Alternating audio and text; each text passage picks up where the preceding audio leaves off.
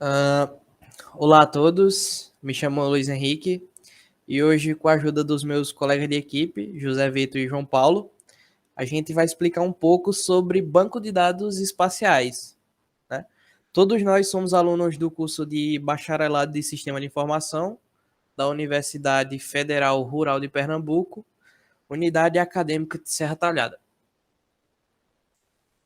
Então, ao decorrer da apresentação, a gente vai explicar os seguintes tópicos: o geoprocessamento, sistemas de informação geográfica, mas também são conhecidos como SIG, e, por fim, banco de dados espaciais. Começando aqui por geoprocessamento. O geoprocessamento ele é um ramo de atividades que utiliza técnicas e métodos teórico-matemáticos e computacionais que são relacionados à coleta, entrada, armazenamento, tratamento e processamento de dados. A finalidade do geoprocessamento é gerar novos dados ou informações espaciais ou georreferenciadas a partir de informações fornecidas por um sistema de informação geográfica, que é também conhecido como SIG. Então, basicamente, o geoprocessamento é a coleta de informações sobre distribuição geográfica. E para fazer essa coleta, né, ele utiliza técnicas matemáticas e computacionais para o tratamento dessas informações. Então, a junção do geoprocessamento com a informática é o que gera os sistemas, né? O sistema de informação geográfica. Então, passando para essa parte aqui de sistema de informação geográfica, esses sistemas são sistemas que realizam o tratamento computacional de dados geográficos. Né? O SIG tem a capacidade de armazenar tanto os atributos descritivos como as geometrias dos diferentes tipos de dados geográficos. E isso é a principal diferença entre um SIG e um sistema de informação convencional.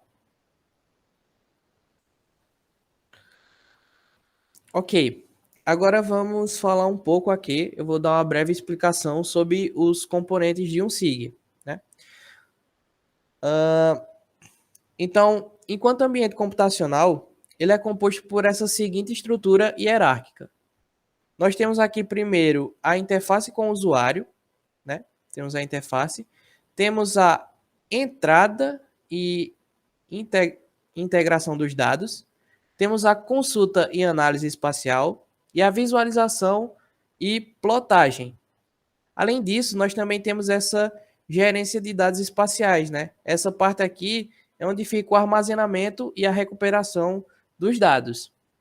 Então, no nível mais próximo do usuário, que é nessa parte aqui da interface aqui, nesse nível mais próximo do usuário, a interface em homem-máquina vai definir como o sistema é operado e ele também é controlado. No nível intermediário, nesse nível aqui mais intermediário, que são esses 3 pontos aqui, um SIG ele deve possuir mecanismo de processamento de dados espaciais, né? Que são aqueles mecanismos de entrada, edição, análise, visualização e, por fim, a saída. E no nível mais interno do sistema, um sistema de gerência de banco de dados geográfico oferece armazenamento e recuperação dos dados espaciais e seus atributos. Bom, em relação ainda, falando aqui um pouquinho sobre o SIG, existem 3 tipos de abordagem para um sistema de informação geográfica, que são a abordagem de aplicação, a abordagem do desenvolvedor e também a abordagem científica. Na abordagem de um sistema de informação geográfica, nessa primeira abordagem, que é uma abordagem de aplicação, o SIG ele é visto principalmente como uma ferramenta que é utilizada para responder perguntas, apoio à tomada de decisões, manter um inventário de dados geográficos e informações, E por fim, não menos importante, eu acho que é o principal, ele é utilizado para elaborar os mapas, né?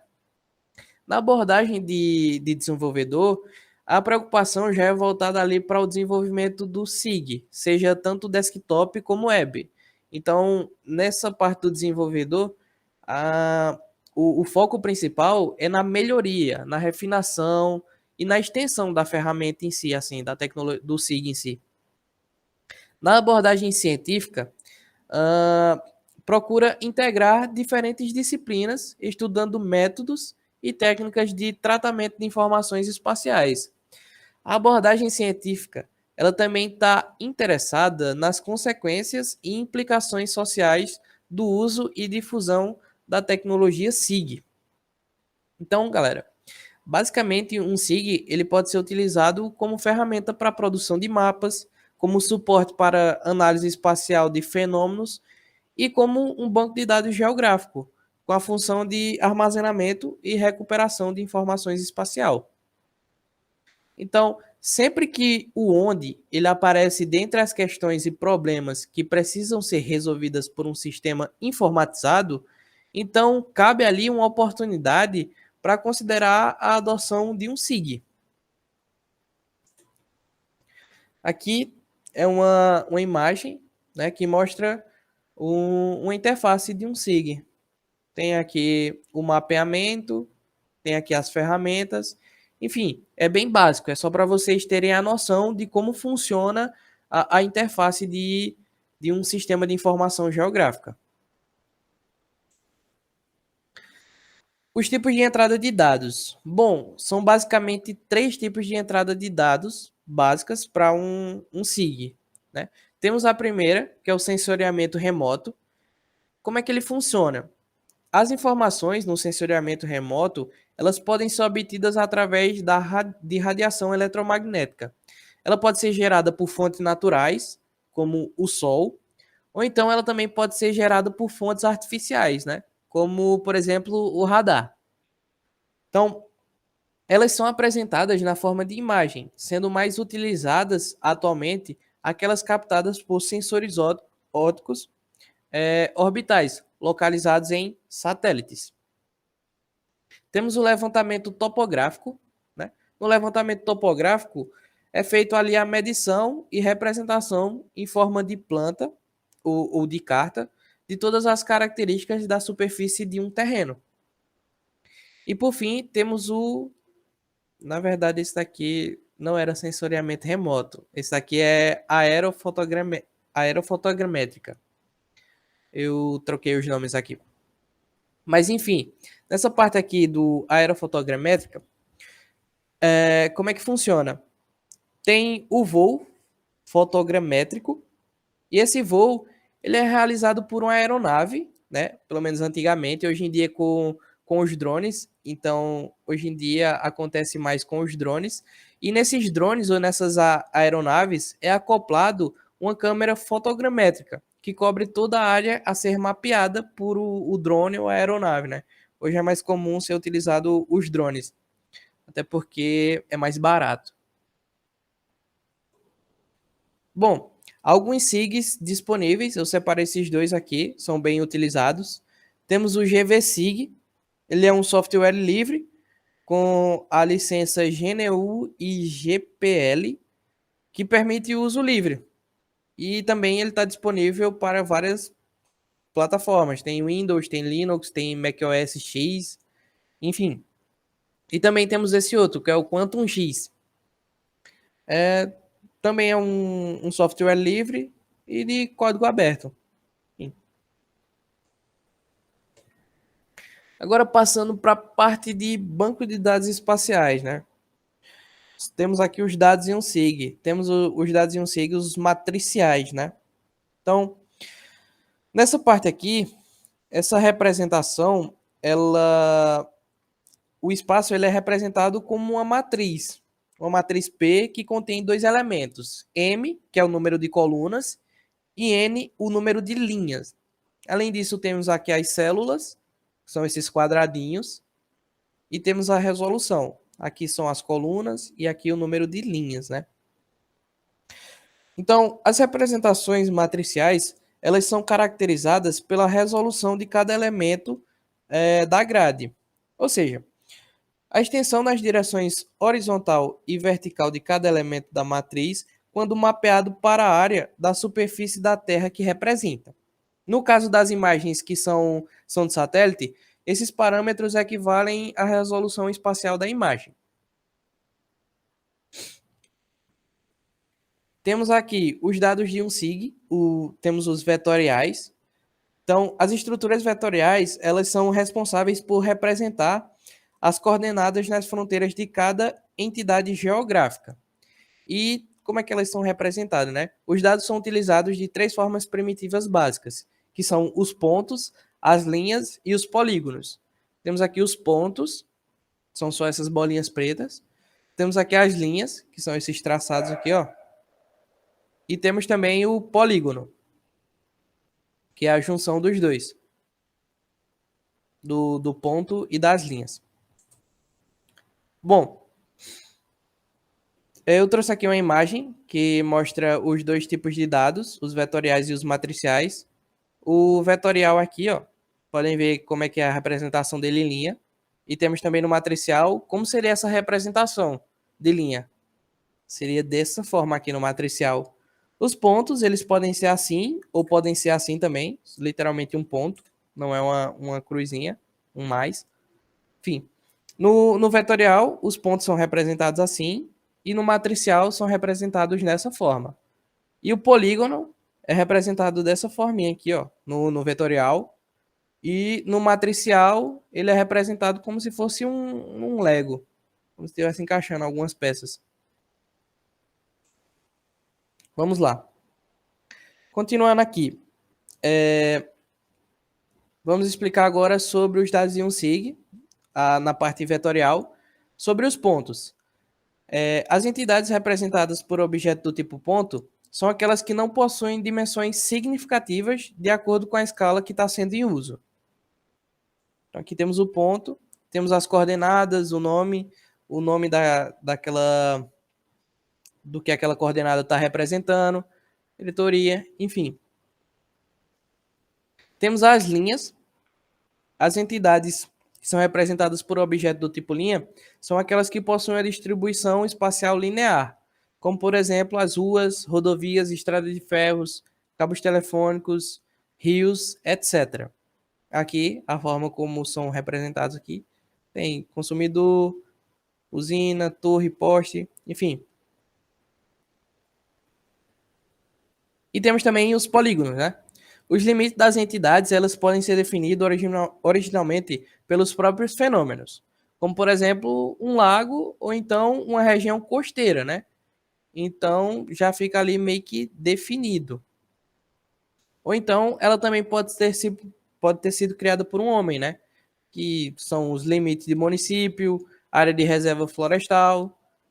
Então, aqui, por exemplo, digamos que é representado por um município, aqui, esse polígono. E aqui ele está definido aqui por uma região costeira, por assim dizer. Então, temos aqui um banco de dados espacial, que é o PostGIS. O PostGIS é uma extensão espacial gratuita e de código de fonte livre. A construção dele é feita sobre o sistema de gerenciamento de banco de dados objeto relacional, que é o PostgreSQL, acho que muita gente conhece, que permite o uso de objetos GIS ser armazenado em banco de dados. Necessita aqui, como eu já falei anteriormente, ele necessita do PostgreSQL, né, até porque é uma extensão dele, uma derivação. Atualmente, ele está na versão 2.4.3. Ele é desenvolvido pela Reflections Researcher, utilizar a licença GNU, General Public Licença, e ele trabalha com duas tabelas de metadado, que é a Spatial RefSys e a Geometry Column. O Vitor vai explicar um pouco melhor sobre essas tabelinhas de metadados. Como o PostGIS é um banco de dados espacial, os dados também possuem uma coluna geométrica com dados e um sistema de coordenadas específico definido pelo identificador de referência espacial, o que é chamado de SRID. Mais uma vez falando, o PostGIS ele é uma extensão do PostgreSQL.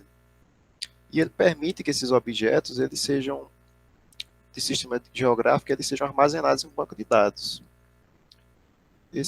A empresa que desenvolveu esse programa, ela atua no mercado de identificação geográfica desde 1998. Pode passar. Essa é uma estrutura padrão de como o modelo de um banco de dados espacial é na realidade. Os valores eles são pré-definidos por um sistema de referência espacial chamado EPSG. O EPSG ele é uma coleção de definições de sistemas de referência de coordenadas e elas são usadas como referência para zonas globais, regionais, nacionais ou locais. O EPSG, quando ele é empregado ao banco de dados, ele pode manipular nomes, identificadores numéricos e detalhamentos de localização global, como zonas, pontos cardeais, meridianos, etc., como é mostrado nesses parâmetros do slide, onde ele usa zonas de Mercator, usa meridiano de Greenwich como referência e a numeração de algumas zonas. Pode passar. O EPSG, quando ele é empregado a banco de dados, ele é definido por um referenciador global, como está mostrando nessa imagem aí. O mapa ele é dividido entre números, e esses números são feitos linhas, e essas linhas definidas em zonas, e criam um referencial que vai ser usado por qualquer banco de dados espacial, delimitando exatamente qual zona, qual latitude e longitude cada parte do mapa possui. Pode passar.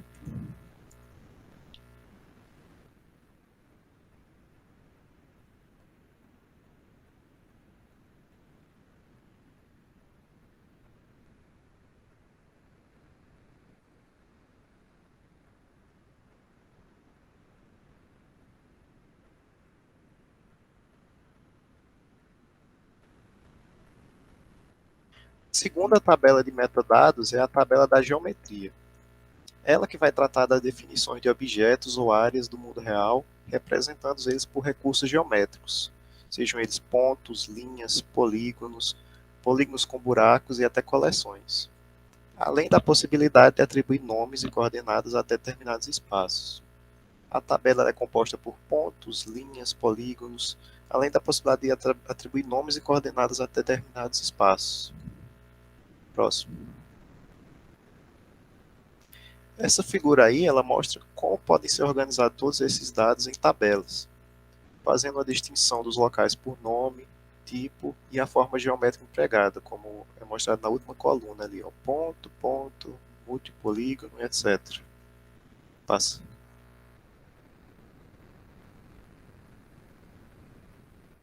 As formas geométricas ou objetos espaciais são a base principal da representação geográfica nesse tipo de banco de dados. Os pontos, eles representam uma localidade única na Terra, que pode ser representada por uma única coordenada. Os pontos, eles são usados para representar objetos quando os detalhes são exatos, como a forma e tamanho, e quando a forma e o tamanho não são importantes. Por exemplo, em um mapa mundo, as cidades elas podem ser representadas só com pontos, porque elas não têm tanto. A forma delas e o tamanho não é tão importante. Mas quando vem para um mapa de um estado, por exemplo, as cidades elas não podem ser mais tratadas como pontos. Elas devem ser tratadas como polígonos. Já uma line string é um caminho entre duas localidades, tomando a forma de uma série ordenada de dois ou mais pontos. Ela pode ser usada normalmente para representar rios e até estradas. Já um polígono é uma representação de uma área. O limite externo do polígono é representado por um anel, e esse anel ele nada mais é que uma line string. Quando o polígono possui buracos, ele também é representado por um anel. Também existem as coleções, e as coleções elas possuem 4 tipos. Podem ser coleções multipoint, que é uma coleção de pontos, uma coleção multiline string, que é uma coleção de line string, uma coleção multipolígono, que é uma coleção de polígono, e uma coleção de Geometry Collection, que é uma coleção heterogênea de qualquer geometria, incluindo até outras coleções dentro dela. As coleções elas são usadas principalmente para criar tabelas, adicionar dados e para especificar diretamente objetos do mundo real, como objetos espaciais. Próximo. O PostGIS ele ainda conta com recursos de criação de tabelas, adição de dados e inserção de valores e funções de medida, como nós vamos ver a seguir. Passa. A primeira função que nós vamos mostrar é a área 2D. Ela trata do cálculo da área de uma superfície, de qualquer forma geométrica do banco de dados. Ela vai dividir a base pela altura e gerar um valor aproximado, disponibilizado em metros quadrados. Posso. Aí está uma chamada SQL da tabela de área aproximada e também do mapa na segunda foto, retratando claramente que as regiões elas são divididas e cada região ela recebe um valor numérico de 1 a 9. E quanto maior a área, visualmente dá para perceber pelos valores ali, quanto maior a área, maior vai ser a representação do mapa e, consequentemente, maior vai ser o valor representado no banco de dados. Próximo. Outra função bastante importante é a função de perímetro. Ela é definida pela palavra perímetro e ela vai calcular o perímetro, obviamente, através da soma dos lados de um componente geométrico. Caso o elemento ele não seja uma forma geométrica, a função ela retornará o valor zero. Passa. Mais uma vez está aí a demonstração de uma chamada, de uma requisição do SQL, de uma tabela, do perímetro aproximado da região que está na segunda imagem. Dá para perceber claramente que as menores regiões elas vão possuir um perímetro menor e as maiores vão possuir um maior valor. Próximo. A função lente 2D, como o próprio nome fala, ela tem o papel de calcular o comprimento de uma determinada forma 2D. Ela é usada principalmente para calcular o tamanho de estradas e rios. A figura à direita ela mostra o cálculo do comprimento de uma estrada que liga os pontos 0 ao ponto 1. Próximo. Quando é preciso calcular a distância entre um ponto e dois, um ponto e um ponto 2, é utilizada uma função diferente. Essa função é chamada de distance. Ela tem um parâmetro os dois pontos desejados e vai retornar a distância estimada entre esses dois lugares, como podem ver aí na imagem. Próximo. Esse aí é o resultado de uma requisição para calcular a distância que eu acabei de falar, entre o ponto 1 e o ponto 2 mostrado no mapa, fornecendo o resultado aproximado correspondente. É isso, acabou.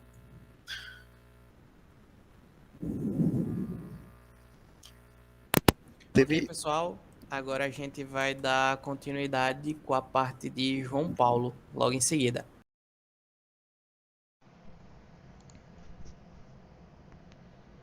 Olá, boa noite. O meu nome é João Paulo. O meu sinal é esse, dentro da comunidade surda. Nós teremos uma tradutora intérprete para fazer a tradução da minha fala. O tema desse trabalho é Banco de Dados Espaciais. E dentro desse tema, nós vamos abordar a ferramenta PostGIS, que ele faz referência à função de medidas usando pontos de distância,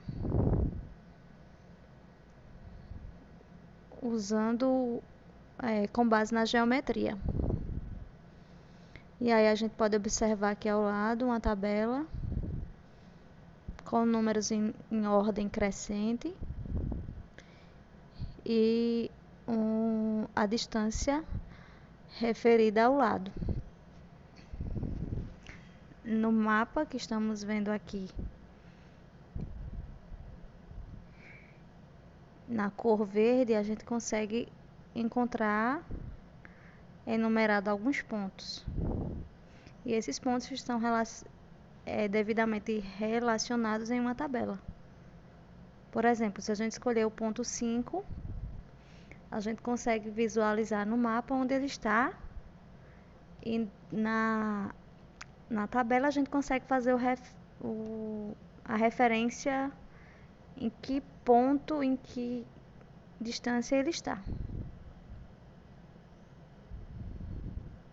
Tudo isso dentro de um banco de dados, usando essa ferramenta. Esse trabalho usa funções de relacionamento usando geometria.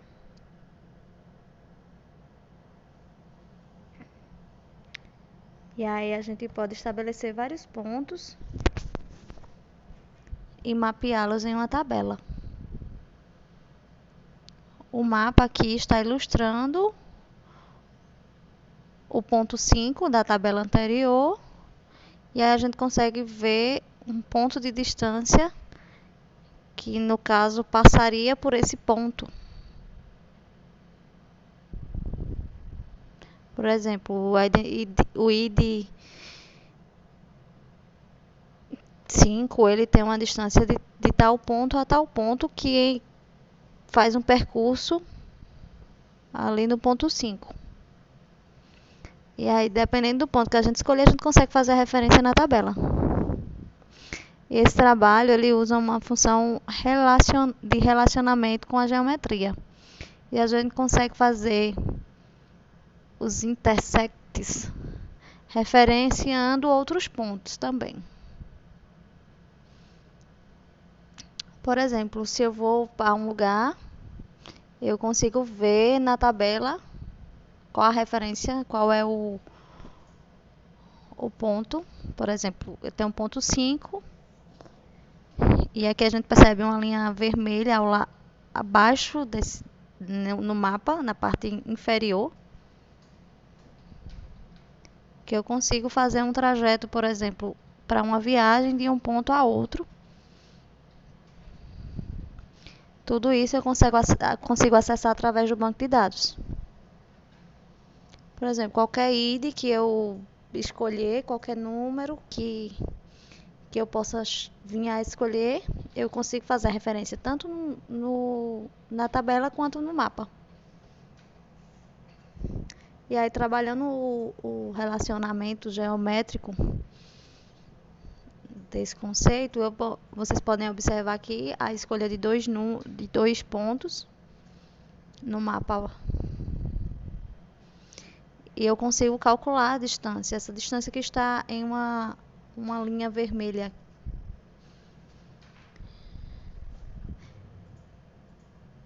Pode haver algumas dificuldades, por exemplo, o ID 0, o ID que eu consiga encontrar na tabela. Não haverá muitas dificuldades, porque eu consigo fazer o relacionamento da tabela com o mapa.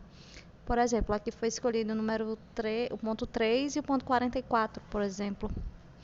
E aí no mapa eu consigo traçar uma linha para percorrer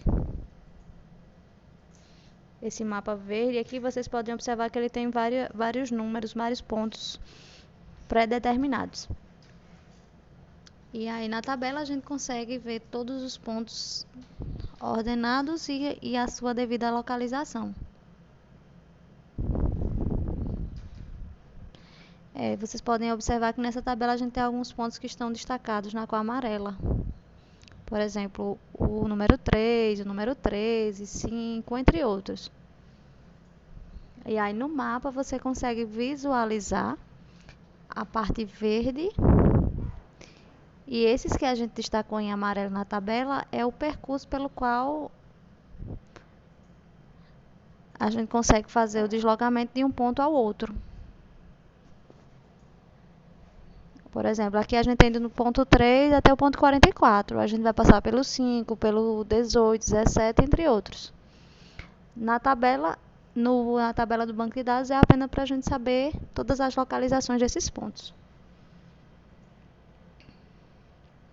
E a gente tem mais alguns outros relacionamentos da geometria também. Por exemplo, aqui a gente usa a função continuous para relacionar pontos em um mapa. Aqui a gente tem um lugar, um mapa com o número 8. Dentro desse mapa com o número 8, eu tenho um pontinho azul em um determinado lugar, que eu consigo fazer, por exemplo, apesar de trocar o número, eu consigo encontrá-lo dentro do banco de dados.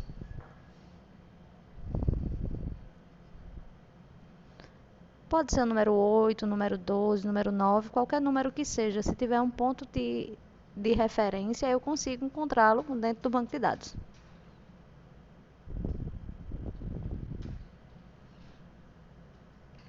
E aí, nesse relacionamento da geometria, a gente tem outra função.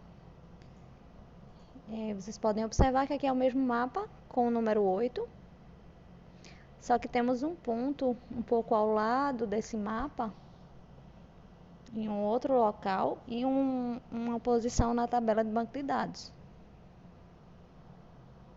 E essa tabela ela pode ter muitos pontos em determinados locais. E aí a gente consegue fazer a distância do ponto 8 até aquele ponto específico. Aqui, por exemplo, a gente tem o número 8 no mapa, demarcado, e tem um ponto verde um pouco mais ao lado. A gente consegue fazer essa referência também. E trabalhando com a parte geométrica, a gente pode observar aqui vários pontos no mapa. Esse mapa amarelo que vocês estão visualizando aqui ao lado. E a gente escolheu alguns pontos e demarcou na cor verde. Número 4, número 3, número 14, 18, 12, 15, 16, vários. A gente fez uma demarcação em um mapa maior.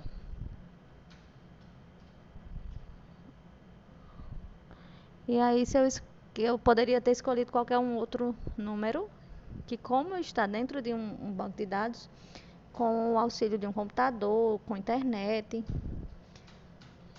eu posso escolher o número e consigo tanto visualizar no mapa onde ele está, como também encontrar dentro do banco de dados e fazer essa referência.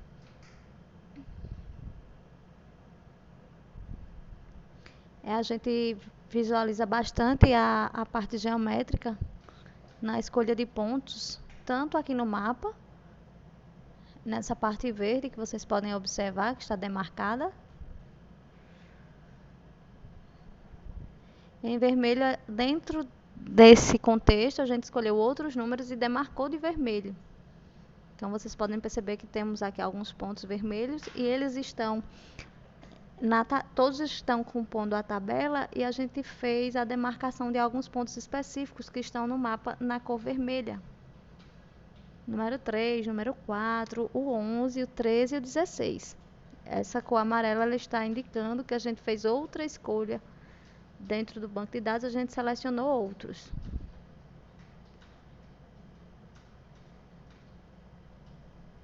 E aí eu posso escolher qualquer número que eu desejar, não obrigatoriamente essa quantidade, nem esses números.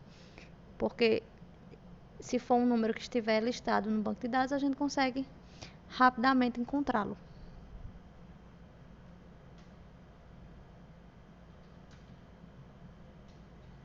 E agora a gente parte para outra abordagem, que é o Crosses. Também leva o relacionamento à geometria. Vocês conseguem visualizar esse mapa. E em verde a gente tem algumas linhas demarcando dentro desse espaço. Cada um devidamente enumerado. A gente tem o número 1, número 2, 3 e 4. E essa mesma demarcação nós temos a referência dentro da tabela. Você consegue encontrar as possibilidades que temos dentro do banco de dados. Se eu quiser o número 1, 2, 3, 4 na ordem ou não, eu consigo encontrar.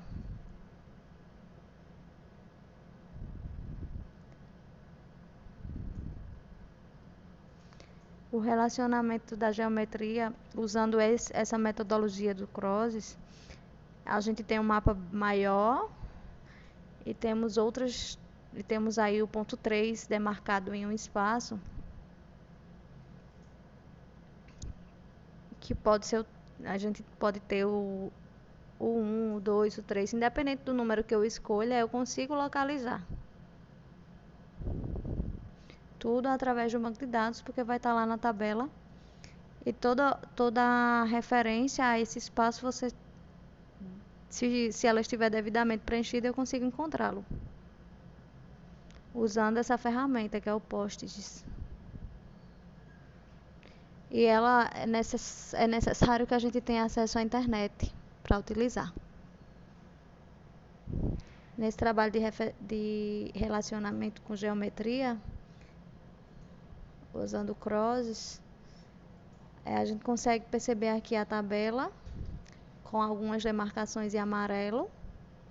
Ela vai do número 1 até o número 100, em ordem crescente.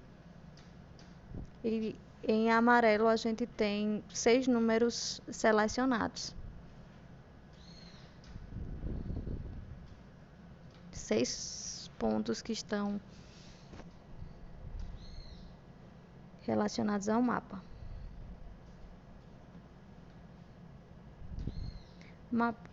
Anteriormente a gente viu alguns mapas, aqueles que estavam na cor verde. Se a gente fizer essa ligação com o mapa, a gente consegue encontrar com facilidade e fazer essa referência com a geometria.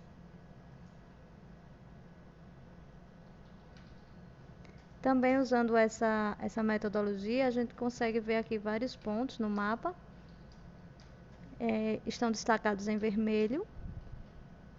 Número 0, 99, 41, 40, 66, 76. E dentro você consegue perceber no mapa essas demarcações. Como vocês já viram anteriormente, a gente faz a relação com a tabela e consegue encontrar todos os possíveis locais. Eu gostaria de agradecer a atenção de todos. Muito obrigada.